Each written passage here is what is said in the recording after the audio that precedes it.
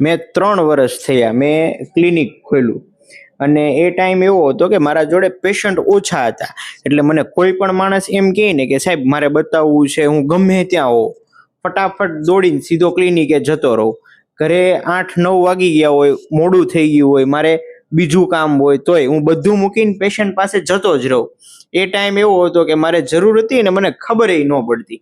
એના કારણે કેવું થતું કે જે કોઈ પણ માણસ આવે ને એ મારી કોઈ દિવસ વેલ્યુ જ ના કરતો, અને એને એમ થતું કે આ બહુ લોકલ માણસ છે, એ મારા કોઈ નોલેજની કદર જાજા ભાગે ન કરતું.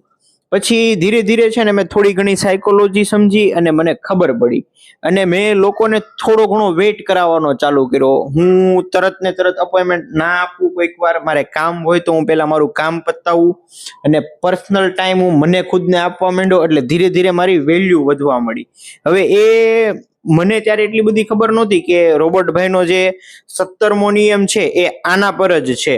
મને જો વહેલા ખબર હોત તો હું આ વહેલા કરત. જો તમે પણ કોઈ પણ ધંધો કરો છો અને એમાં પર્સન જોડે કામ કરવાનું છે, B2B વાળો ધંધો છે, તો તમારે પણ ધંધામાં આ જ વસ્તુ અપનાવવી જોઈએ કે તમારો જે ટાઈમ છે, તમારા ટાઈમને પ્રાયોરિટી આપીને જે તમે ફિક્સ કરેલો ટાઈમ છે એ જ ટાઈમમાં ધંધો કરો.